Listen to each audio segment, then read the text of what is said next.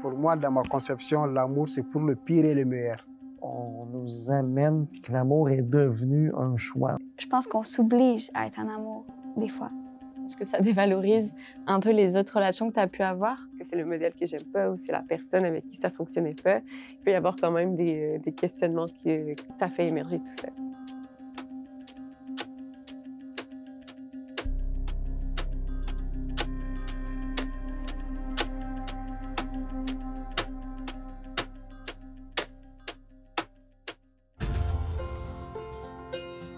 On pourrait faire un bout au-dessus de la haine, le plus audacieux des ponts.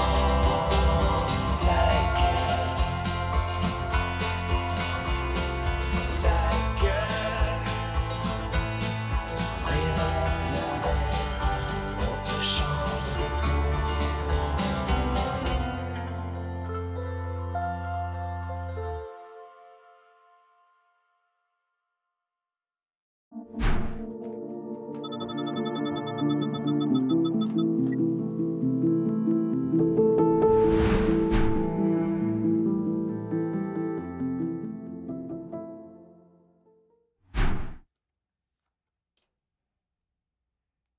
Mais moi, je pense que c'est quelque chose de beau, tu sais, d'espérer que de trouver l'amour, de trouver sa moitié. Je pense que on peut se baser là-dessus pour, je sais pas, avoir de l'espoir. Mais je pense que c'est pas grave non plus de pas trouver sa moitié. Moi, je pense positivement tout le temps. L'amour, c'est un fait, ça ne se contrôle pas. C'est un fait qui vient sans se rendre compte. On ne le contrôle pas. Quand tu rencontres la personne, tu ressens des sentiments d'elle. Toi-même, au fond de toi, tu sens que réellement tu es amoureux de telle personne. Donc, moi, je pense que quoi qu'il arrive, vraiment, tu vas rencontrer l'âme sœur dans ta vie avec qui tu vas t'entendre et former un beau couple pour toujours. Pour moi, l'amour, c'est un sentiment, ça ne se contrôle pas. L'amour, c'est un fait qui ne se contrôle pas. Ça vient sans se rendre compte et c'est plus fort que nous. Donc, quand c'est venu, on est obligé vraiment de l'accepter.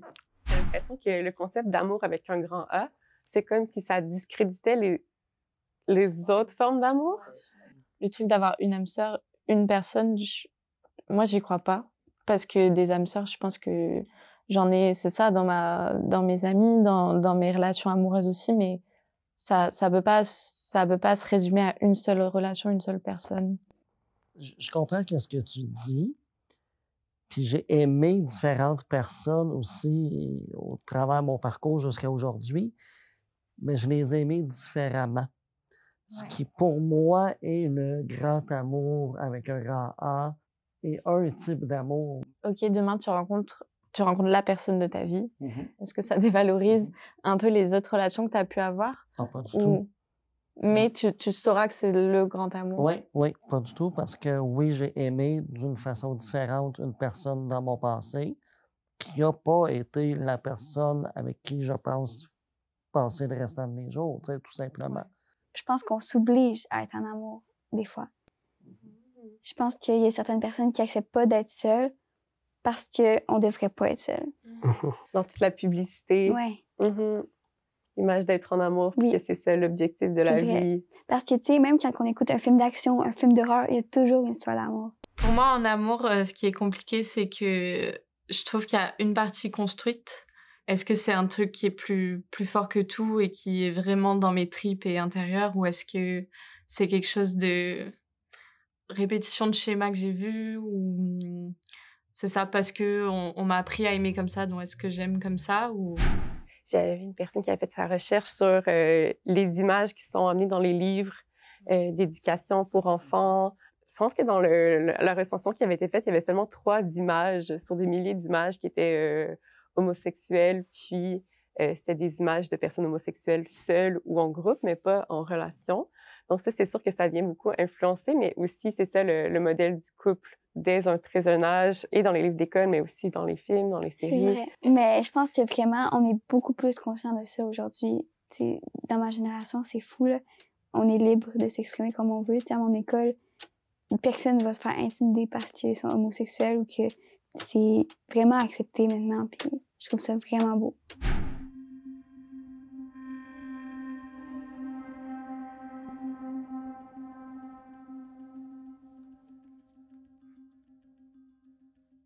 Parfait. Première. Mais je pourrais apporter une nuance. On est d'accord, tout le monde. Mais des fois, quand on a trop de choix, on peut s'y perdre aussi. C'est un peu comme on le voit avec les emplois. Avant, il y avait comme un déterminisme social. Tes parents avaient un dépanneur et toi aussi, tu allais travailler dans un dépanneur. Puis c'était le chemin. Puis ça faisait en sorte qu'il y avait peut-être moins de questions existentielles de « Ah, quel sera mon emploi? » Ben, ça peut faire la même chose avec les modèles relationnels. Ah, il y a tellement de comme, façons d'être que ça prend du temps pour explorer. Des gens peuvent un peu se perdre à faire comme « Ah, j'ai essayé ça, ça n'a pas marché avec telle personne. Est-ce que c'est le modèle que j'aime pas ou c'est la personne avec qui ça fonctionnait pas? » Il peut y avoir quand même des questionnements que ça fait émerger tout ça. Certaines personnes se cherchent, puis je pense que le fait qu'on ait plusieurs choix, ça peut aider à trouver qui qu'on est. Ouais, je pense que ça peut être dangereux aussi, peut-être, de faire mal à certaines personnes si tu as envie d'explorer ou de voir avec quelqu'un ton modèle amoureux ou faut qu'il y ait de la communication là-dedans. Très important. Effectivement, parce que quand tu en es dans une relation, il faut y respecter au moins la personne. Tu ne peux pas dire, bon, je vais me lancer dans cette relation, voir si on a une bonne communication, ça marche, je vais rester dedans. Mais si la personne t'aime, il est sincère, il est amoureux de toi, il faut respecter ses sentiments. Pour moi, dans ma conception, l'amour, c'est pour le pire et le meilleur. Quand on aime, communiquer entre vous, trouver une solution commune. C'est des bornes à définir et à... Mais elles peuvent... En fait, c'est que pour moi, ce truc-là, ça peut être étouffant, en fait, de se dire « Ok, ben, je me suis lancée avec cette personne-là dans cette vision commune de l'amour. Oui, je le vis très bien pendant quelques mois, quelques années. Et en fait, au bout d'un moment dans ma vie, ça correspond plus à mes envies, mes désirs. J'y crois moyen à ce truc-là de modèle qui te correspond. Pour moi, c'est fluctuant. Et puis, t'as des moments où tu te sens plus... Et des personnes aussi, en fait, où tu te sens plus d'adopter ce schéma-là. Et d'autres avec qui ça le fait moins. Et des moments de vie aussi, en fait, où tu peux commencer dans ta relation en étant hyper ouvert et tout. Et puis, en fait, finalement, tu fermes la relation parce que ça va bien pour l'un et l'autre.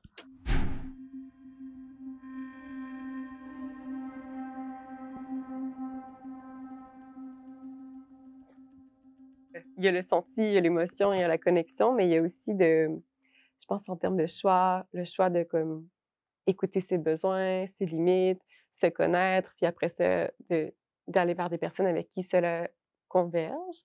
J'ai l'impression qu'on nous amène puis que l'amour est devenu un choix. Il faut tout le temps faire un choix. Les applications, faut à droite ou à gauche, oui ou non. C'est toujours un choix. On s'est déconnecté de notre ressenti, tout simplement. J'ai quand même un regard souvent rationnel sur les situations, je vais plus les réfléchir. Puis là, ben avec, c'est ça, mon travail sur moi. Puis j'ai plus envie de connecter avec mon senti, mes émotions. Mais je pense qu'il y a une différence aussi entre être amoureux de quelqu'un et aimer quelqu'un. Oui, Mm-hmm. une grande différence, oui. Ce serait quoi? Ça serait que je pense qu'on a tout le truc au début. Là. On est amoureux, mais je pense qu'à force d'être avec une personne, tu l'aimes. Genre, c'est profond. C'est plus profond que je pense être amoureux. Est-ce que tu as l'impression qu'il te... Comment dire? Que tu le contrôles ou t'es juste... Premier abord, tu ne le contrôles pas, mais tu échanges avec la personne. Mais après, tu vas te faire une analyse maintenant, voir maintenant, est-ce que tu te sens à l'aise avec cette personne? Et en fonction de ça, tu pourras voir vraiment faire ton choix si tu peux t'engager ou pas. Quand on a tout le temps des modèles hétéros, des modèles mononormatifs, etc., moi, je me suis rendu compte que j'ai beau avoir vraiment comme des attirances avec une pluralité de personnes, je me ramasse tout le temps en relation, en couple avec des hommes, mettons par le passé, même si comme j'ai toujours été queer, de me rendre compte que c'était vraiment plus facile ou que ça arrivait plus souvent ou comme, tu sais, quand même...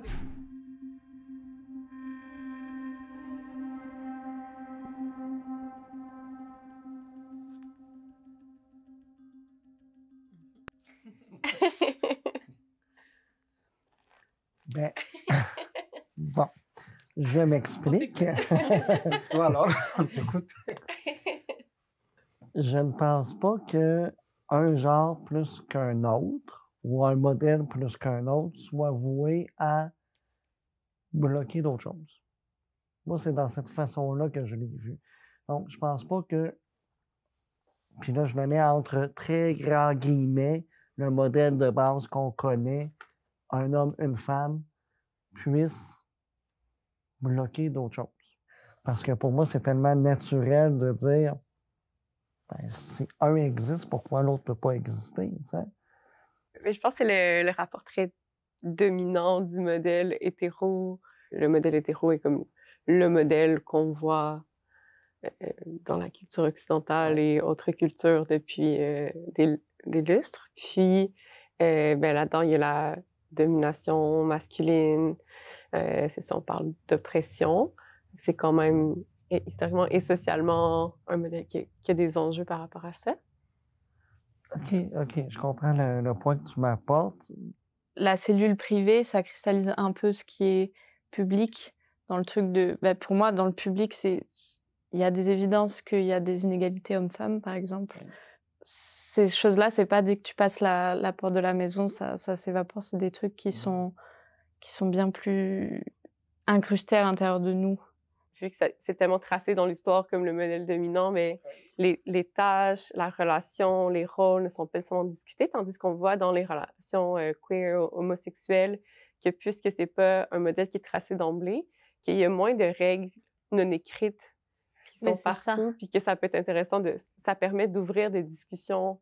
Le modèle hétéronormatif engage des inégalités, en tout cas des influences, même dans les relations homosexuelles, en fait. Il va y avoir certains rôles parfois qui vont être joués ou des comportements qui vont être reproduits, même dans des relations lesbiennes, par exemple. Puis c'est quand même encore là par la télévision, par tout ce qu'on lit comme les histoires d'amour. C'est quelque chose que je trouve important à déconstruire. Je pense que les filles, on a encore la tendance à vouloir s'occuper des hommes. Tu sais, faire les trucs. Moi, je me rends compte dans mes relations que je suis beaucoup comme une mère poule, on peut dire, là. Tu sais, j'essaie de faire les choses à la place du gars, tu sais, de faire le ménage. Tu sais, même si je suis jeune puis j'habite même pas encore avec eux, tu sais. L'entrée des femmes sur le marché du travail, c'est pas nécessairement... Des fois, les gens disent « Ah oui, c'était ça le féminisme, ça a amené les femmes à pouvoir travailler », mais en fait, non. D'arriver sur le marché du travail, ben ça a été de doubler la charge des femmes, de dire elles ont la charge du travail maintenant, mais elles ont aussi toute la charge du travail ménager. Mais aussi, récemment, je lisais sur la charge sexuelle, qui, dans le fond, d'où ça vient, la charge sexuelle, c'est de prendre soin de la contraception. Encore là, un truc qui est beaucoup associé aux femmes. La charge mentale du travail émotionnel. Les petites filles, on leur apprend à écouter, à être empathique, à être dans le care, etc. Tandis qu'un garçon, on lui a pas appris, en fait, vraiment moins ça a appris à prendre ces choses-là en compte. Et donc, c'est des choses que lui voit même pas, en fait, parce que on lui a jamais réellement montré. Mais donc, rien que dans la construction sociale du genre, si tu as une opposition de genre dans ton couple, ben forcément que c'est des choses qui se reproduisent.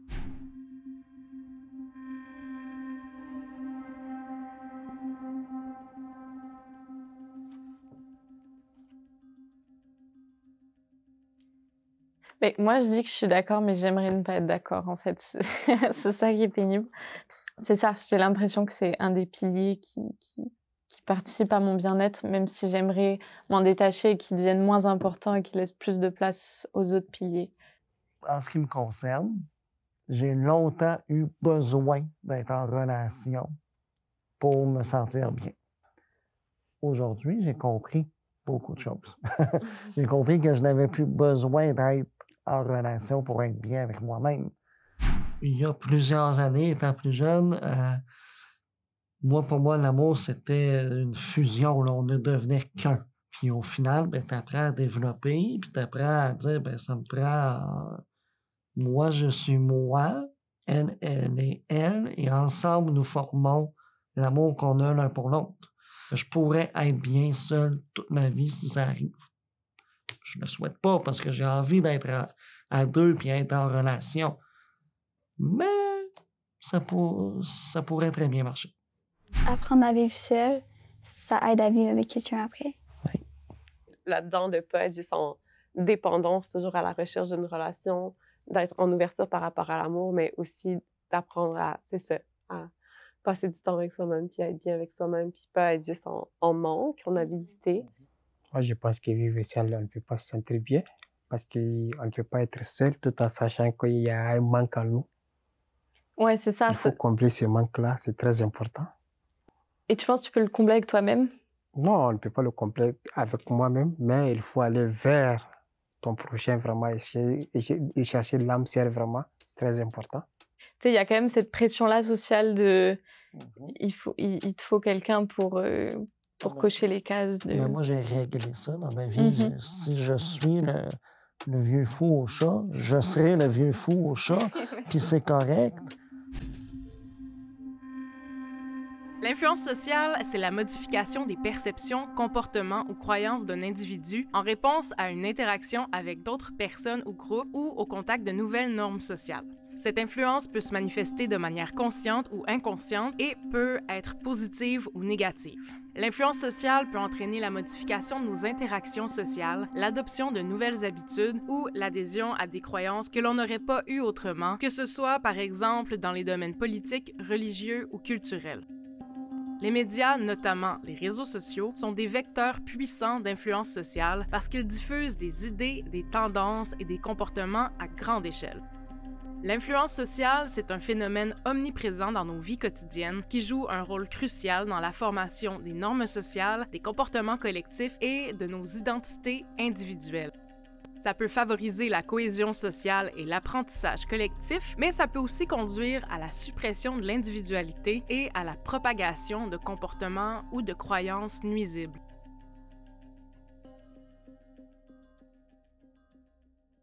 Cette rencontre aujourd'hui, ensemble, je trouve ça tellement intéressant pour qu'on puisse justement se confronter nos valeurs, en discuter, élaborer là-dessus. J'ai l'impression que ça nous fait cheminer tout le monde. C'est ça, comme une personne a dit tout à l'heure, c'est comme une petite séance de thérapie en gang.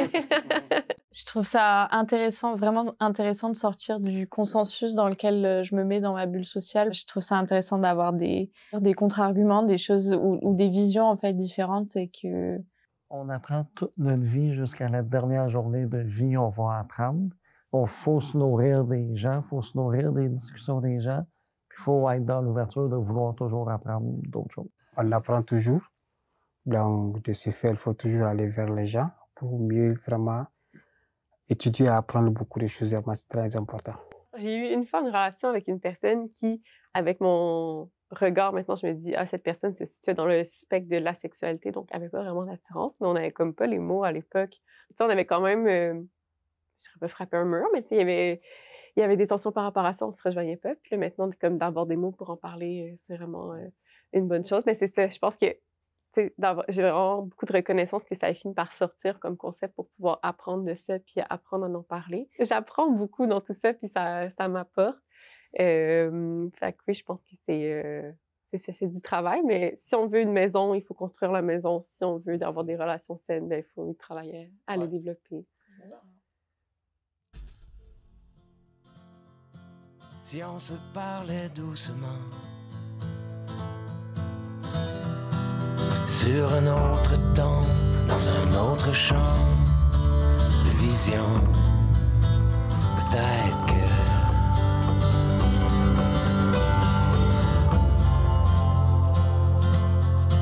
si on se croisait plus souvent entre les pôles d'un autre camp, d'une autre chambre d'écho.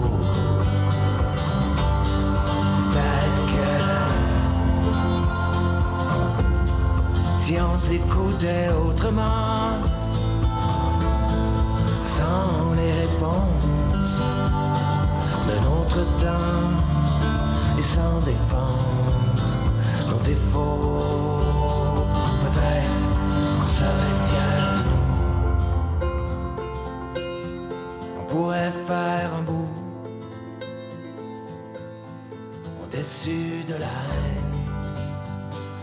Le plus audacieux des